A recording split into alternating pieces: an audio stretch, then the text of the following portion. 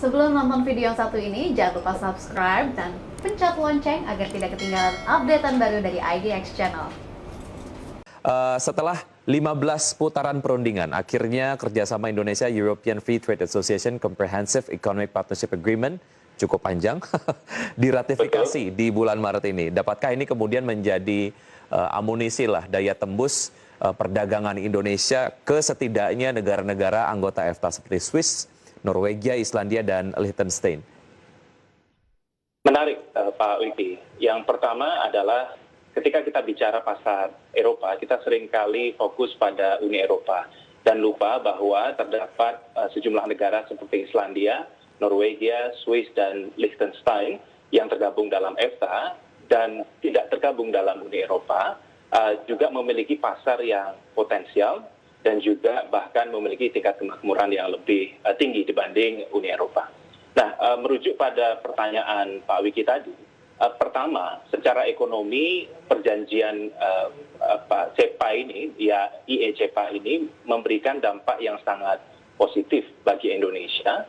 Setidaknya kalau kita bicara keempat negara tersebut, di Swiss misalnya, kita telah memiliki kerjasama bilateral yang cukup baik di bidang pengembangan biji kakao, ya, yang ini bisa semakin bagus dan semakin meningkat untuk menambah nilai tambah untuk biji kakao yang selama pandemi kemarin 200.000 ton telah kita produksi di Indonesia dengan asistensi atau dengan program bantuan dari Swiss berupa Sustainable Cocoa Production Program yang telah terlaksana sejak 4-5 tahun yang lalu.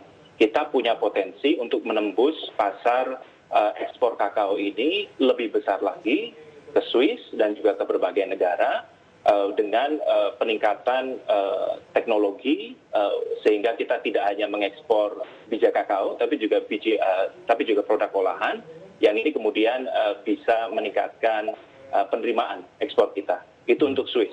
Sementara untuk Islandia, kita punya potensi untuk bekerja sama di bidang panas bumi. Ini menarik kalau kita melihat di mana Indonesia menghasilkan 23,9 gigawatt panas bumi yang baru dimanfaatkan sekitar 5-10%. Nah, di Islandia ada Iceland Geothermal Cluster. Itu sebuah lembaga yang kemudian bisa membantu kita untuk meningkatkan kapasitas teknologi, ya, sekali lagi, sehingga kita bisa mempelajari dan bisa memanfaatkan panas bumi kita untuk energi terbarukan, misalnya untuk menopang sumber daya listrik yang ada di Indonesia.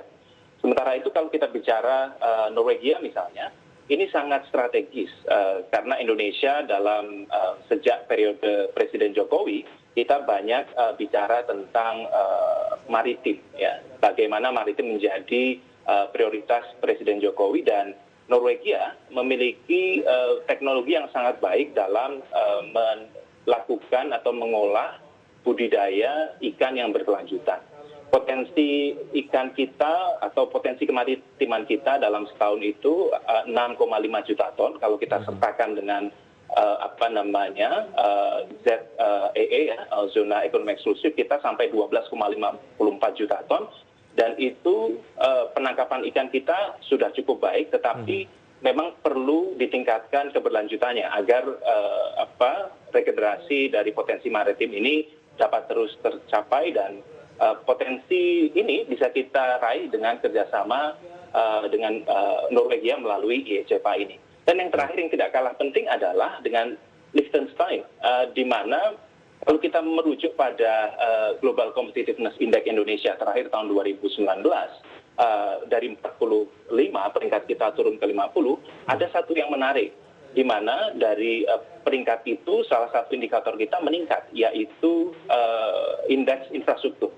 Nah, kalau kita bicara infrastruktur, kita bisa memanfaatkan IE-CEPA ini untuk bekerja sama dengan korporasi dari Liechtenstein, ya, untuk meningkatkan kualitas teknologi pembangunan infrastruktur.